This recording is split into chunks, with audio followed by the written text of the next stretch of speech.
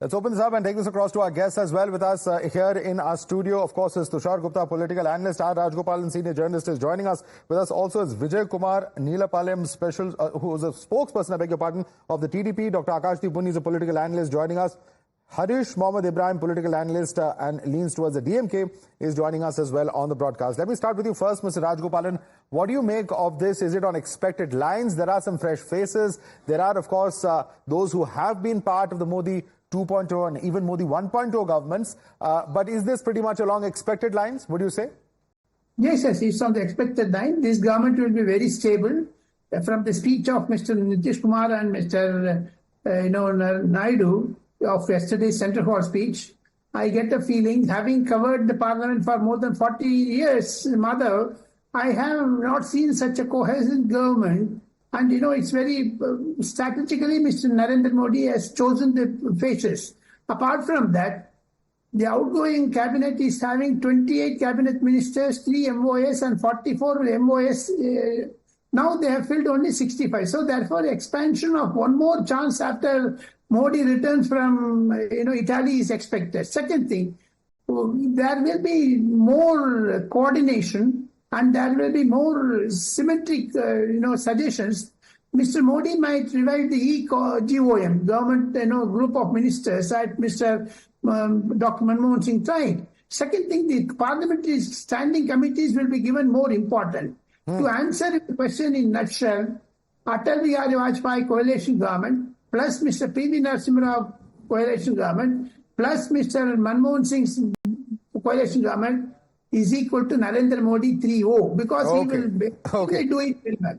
Yeah, before I get into the specifics of that, let me quickly bring in fact, Dr. Akashdeep Munni. Akashdeep Munni, interesting choice over here being seen in, Ravneet Singh Bittu, who was perhaps not successful, but at the Lok Sabha election level, but a larger message being sent out that even states, whether it is Punjab, whether it's Tamil Nadu, where BJP itself perhaps didn't pick up seats, that those seats would be represented in the union cabinet. Dr. Munni? Okay, Madhav, the biggest question today is Narendra Modi's government of Modi 3.0 going to agree with TDP's pre-poll promise that they are going to provide 1 lakh rupees Hajj subsidy to each person who is going to Hajj? Is this going to be given to Hindus also who are going to Puri Jagannath or to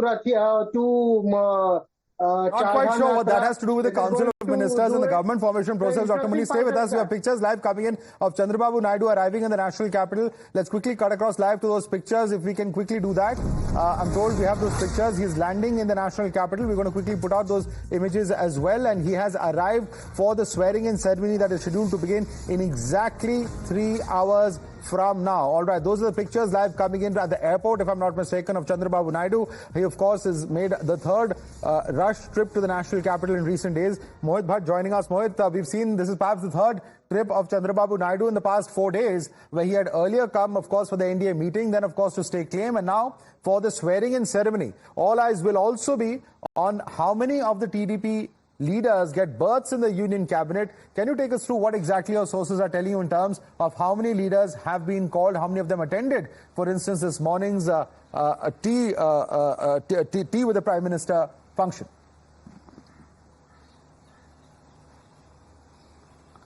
Well, yes, in fact, Chandrababu Naidu has landed in Delhi and he'll be taking part in the oath-taking ceremony of PM-designate Narendra Modi and other cabinet and the council ministers. Now, as you rightly said, this is his third visit to Delhi. First, he came when the meeting was held at Prime Minister Narendra Modi's residence, where all the NDA parties extended support to PM-designate Narendra Modi. And after that, he was here for the NDA parliamentary party meet. And today is the day when the oath-taking ceremony of PM-designate Narendra Modi will take place. And we have seen that how in past few days. Many a times, Chandrababu Naidu has spoken very highly of Narendra Modi. He has spoken about that how his vision has changed the country in past 10 years, and he has said that they provide their unconditional support to the BJP-led NDA. But yes, we know that how two of the TDP leaders, they were called for the morning tea at PM designate Narendra Modi's residence. One of them is all set to be the cabinet minister, that is Ram Mohan Naidu. P. Chandrasekhar is likely to be an MOS, but this is just for the first phase. There will be a second phase of induction where what we are being told, two more leaders from the TDP will be inducted. Whether special status will be given to Andhra or not, that has been the demand by Andhra, that remains to be seen. But as of now, things are going well between TDP and the BJP, and also PM will take part in oath-taking ceremony of Chandrababu Naidu on 12th of June when he'll take the oath as the next Chief Minister of Andhra Pradesh. All right. Thanks so much for the quick update. Let's quickly, in fact, take this across to Vijay Kumar, who's a spokesperson of the TDP as well. Mr. Vijay Kumar, how are you looking at this? Because, there will, of course, have to be some accommodations made on part of the BJP, but which are the portfolios that TDP is expecting to get into its side? See, the portfolios are is supposed to be the prerogative of the Prime Minister. We are not really concerned of the so-called parameters, and we never insisted on even the number of cabinet ministers. So, minister here and minister there is not what we are looking. We are looking at a complete cooperation from the central government. Our state has been beaten, it has been lagged off for the past 10 years, and we don't have a capital. And courtesy Mr. Jagan Mohan Reddy, the state has been completely devastated. So, Mr. Vijay Kumar, on national television, are you telling us that for the Andhra Pradesh special status, you're willing to sacrifice cabinet berths also? No, see, the special status has been a very controversial one, and we have been got stuck up there. So at this moment, we don't want to just talk about this. We want the cooperation from the central government. We want our capital to be built, and we want the state to go forward. Last time we got really stuck with it. So it is up to the Chief Minister, Mr. Chandrababu Naidu, and the Prime Minister that they will discuss. At this moment, we are not really thinking of it, and we are more concerned of the cooperation in many issues that needs to come from the central government. And we got two ministers, and we're happy with that. And one more minister of BJP is there from the state also. I think Srinivas Verma is there. So the state has got three, central ministers, one from BJP and two from, TDP.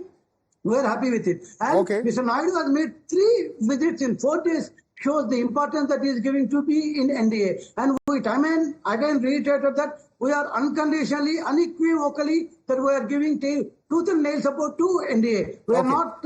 Let me bring in Tushar on this. Tushar, very interesting to see this. I would have imagined that the track record of the TDP in the past has been that key infrastructure ministries, for instance, there was civil aviation. Ashok Gadipati Raju was the aviation minister, in the first Modi government. In the past as well, several key infrastructure ministries are there. And of course, with a state capital and a state to build, one would have imagined that road transport, heavy industries, several such industries that one would have imagined would be on the wish list of the TDP. He says that's not the case. All is hunky-dory. We just want special cooperation and special status. Is this really the template that we're going to see for Nitish Kumar and Chandrababu Naidu? Are they at all in a demanding position, or are they just going to take what is coming their way?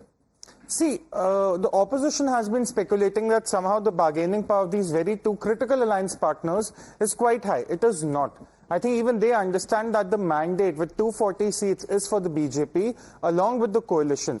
One needs to understand that where both Naidu and Nitish Kumar are in terms of their political careers, they have a lot more to gain while being in the alliance rather than, being a little hard with the alliance. So if you look at Naidu, his priority right now is Andhra Pradesh. And I agree with the TDP spokesperson here.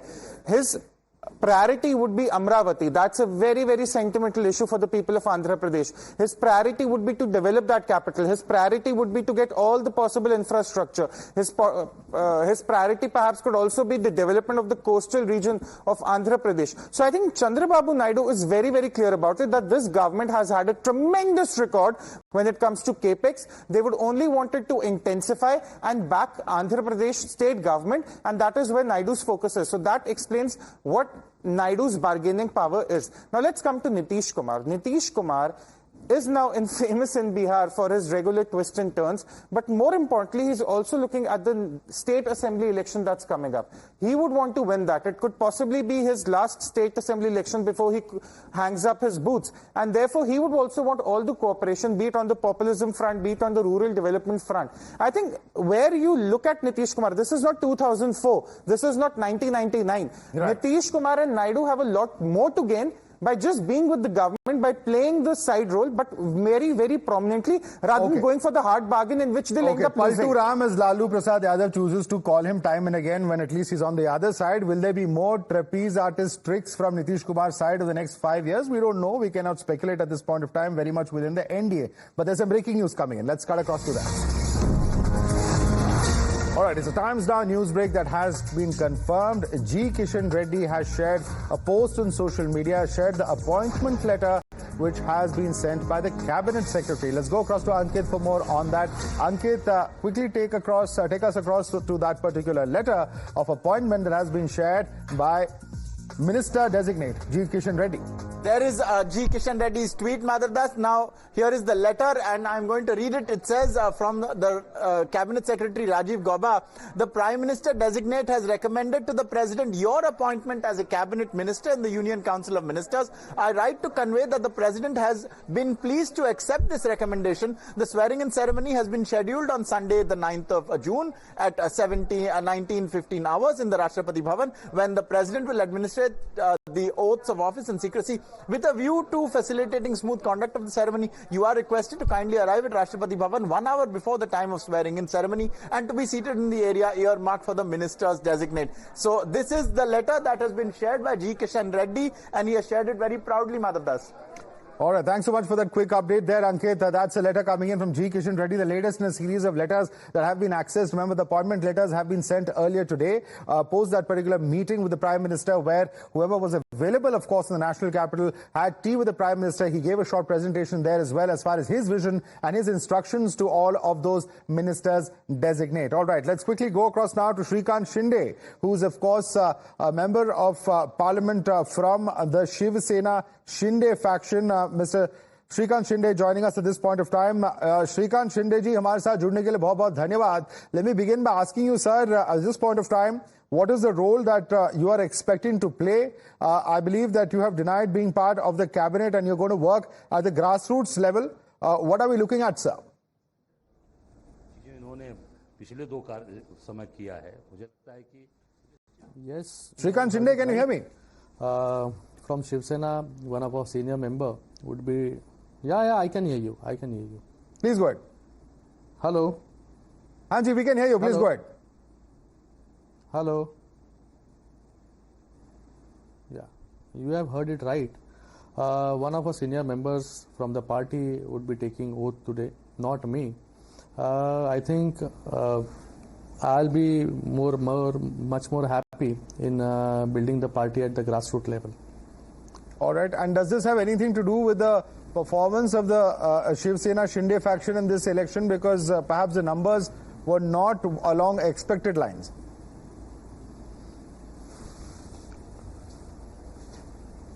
See, out of 15, we won 7. And considering these elections of the Lok Sabha, where false propaganda was made that संविधान खतरे में है, मुझे लगता है कि लोगों को जो है दिशा भूल करके जो है लोगों को गलत बता के जो है महाराष्ट्र में जो है वोट लिए गए. जो शिवसेना का वोट शेयर था 19%, वो शिवसेना के वोट शेयर में से 14.5% जो है हमारी शिवसेना, जो बाला साहब की शिवसेना है, उनको मिला. और जो सिर्फ 4.5% जो है बाकी शिवसेना को जो है, बाकी उभाटा को जो है वो उनकी तरफ बचा है.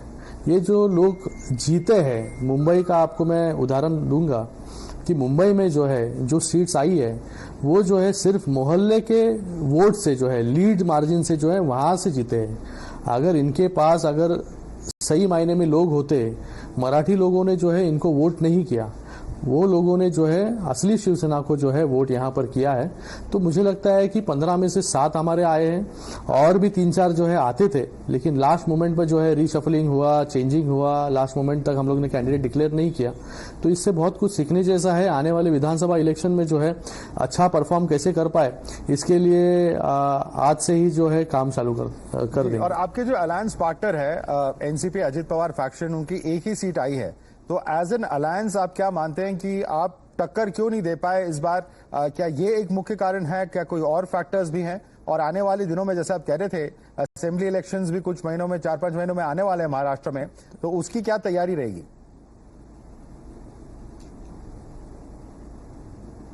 देखो, मैंने आपको बताया कि महाराष्ट्र में इस बार जो है पूरे देश में इलेक्शंस इस बार कैसे हुए कि लोगों को बताया गया कि संविधान खतरे में है, माइनॉरिटीज को बताया गया कि संविधान खतरे में है।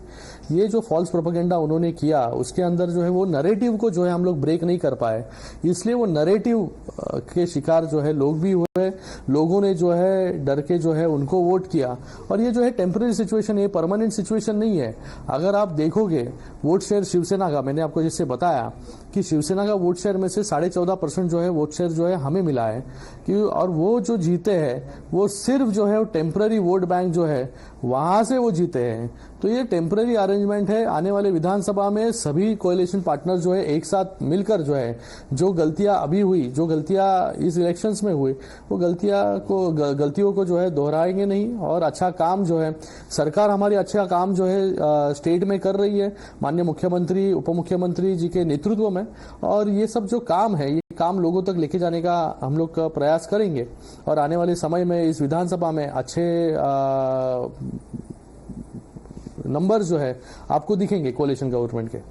चलिए, श्रीकांत जी हमारे साथ जुड़ने के लिए बहुत बहुत धन्यवाद। Shrikant Shinde, of course, Kalyan MP designate, who of course is saying that he will prefer to sit it out this time round. Let's quickly take a break now. Harish Mohammed Ibrahim continues to be with us. I'm going to come to you right after this very quick break.